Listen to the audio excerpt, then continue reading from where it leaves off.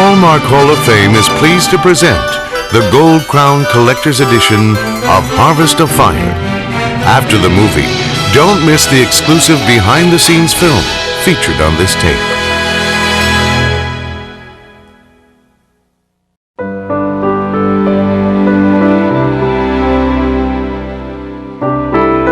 While technology has made change a part of our daily lives, the Amish continue to hang on to their traditional practices, a way of life that we find both puzzling and fascinating. So when the Hallmark Hall of Fame approached director Arthur Seidelman about Harvest of Fire, a mystery set in Amish country, he was immediately attracted to the project. On one level, it's a mystery and a fascinating mystery. On a deeper, more profound level, it's about priorities. It's about learning, reminding ourselves what priorities are of value. And in the hubbub of our expectations in our lives and our careers, how very quickly we can lose sight of family, of the kind of simple things that really are the most meaningful things to our lives and to our souls. And working on a Hallmark Hall of Fame production was appealing too.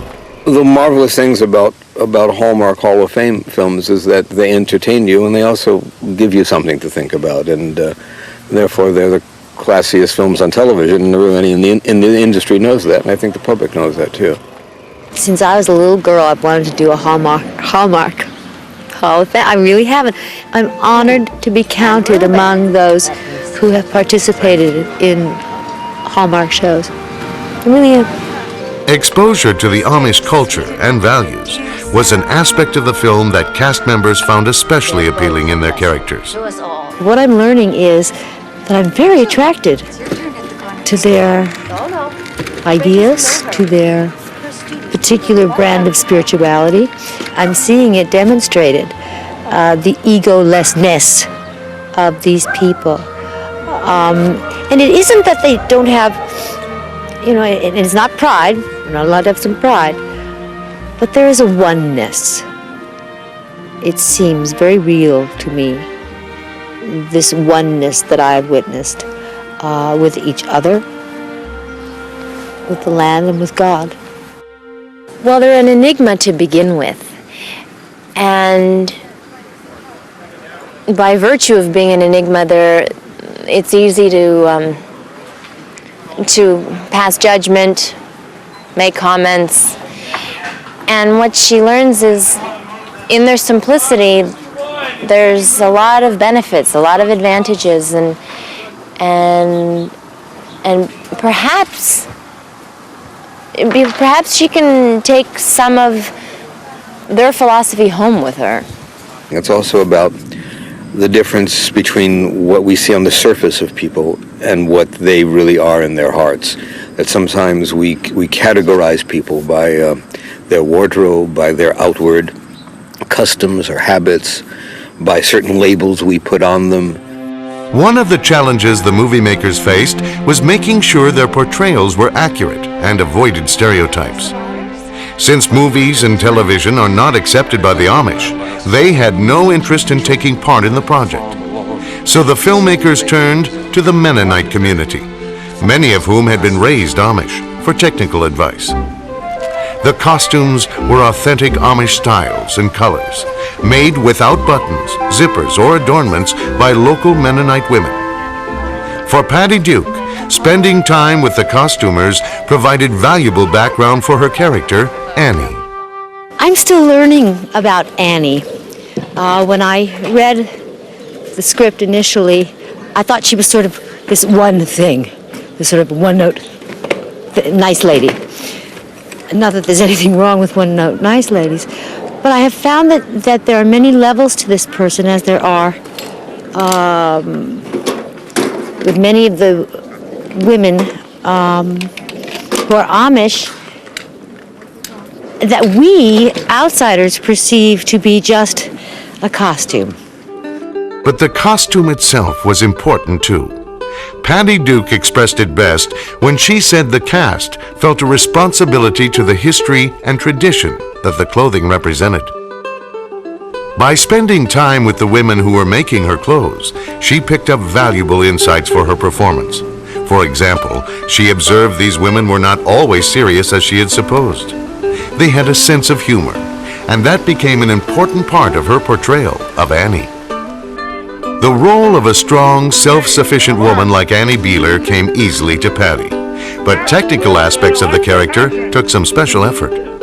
She learned to drive a buggy so she could handle the horses by herself, learned to shuck corn, and even practiced quilting with the other actresses and their Mennonite tutors. The buggy lessons were a success, but the quilting was not. So her only stunt double in a movie full of outdoor action with animals was for the close-ups of her sewing. Lolita Davidovich also spent time researching her character. Meeting with female FBI agents, she learned that women agents are much less likely to rely on physical strength. The female FBI agents generally approach things in a very cerebral way.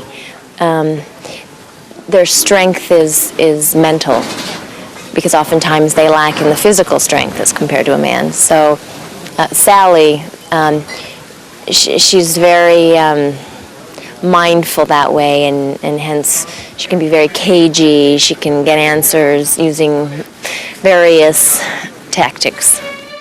Putting together this large, there were 36 speaking parts, and talented cast was the first major task for the production. But that was just the beginning. Finding and preparing locations was a major undertaking. The film was shot in the Amish country of eastern Iowa. Iowa is a beautiful state, much more beautiful than I even expected it to be. And the people have been so warm and generous. The land is rich, the people are rich in soul, and I wanted very much to make the land a character in the piece. Because the Amish did not want their property used, other farms were identified and demodernized.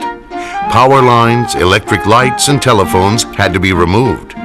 The modern kitchen in what became Annie Beeler's home had to be gutted and replaced with an old stove and sink. And then the process was reversed when filming was complete.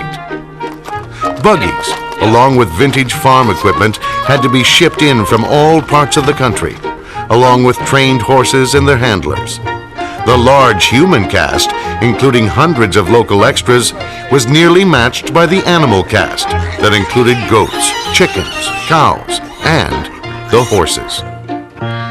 In addition to costumes, dresses, aprons, shirts, and pants, all handmade for the movie, there were the beards.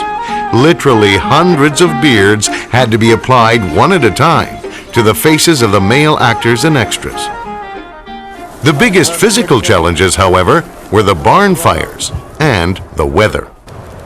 The filmmakers hoped to avoid the cost and waste of building new barns only to burn them down. But that meant finding farmers willing to let them burn their barns. After scouring the Iowa countryside, they were able to locate 2 farms where the owners were already planning to take down their old barns. The actual burning was carefully orchestrated by Hollywood special effects experts, with the Kelowna, Iowa Fire Department standing by to make sure the fires did not spread. The old wood, one of the barns was 130 years old, burned very quickly, generating a great deal of heat, causing the camera crew to move back from their initial position. Everything went smoothly, and all the fires were captured on film without incident. The barn raising scene, however, caused lots of headaches for the crew. The initial framework for the barn went up without problems, but before the scene could be shot, a cold front moved in, and the weather turned frigid. The cast and crew huddled in coats between takes, but while the cameras were rolling, they had to appear to be enjoying a balmy fall day. One of the biggest challenges was to keep the food that was being served from freezing. Glasses of freshly poured water kept turning to ice before the scene could be completed. Fortunately, the finished film shows no evidence of the weather, which failed to dampen the enthusiasm the cast and crew had for the film and its message. I would hope that people take away a sense of knowing that they have a choice, but if they make a choice, they have to really make the commitment. but above all, I would hope that they would take away this thing that delights all of us who are working here. And that is this extraordinary sense of family. Generation after generation after generation after generation. It's really something to behold. And about the wholeness of life, about what really matters. I mean, when the sun goes down and you're alone in your room at night, how do you fill that emptiness and that loneliness? And it's not with the paycheck, and it's not with the awards on the mantle. It's with the family, it's with the friends, it's with people that matter to you.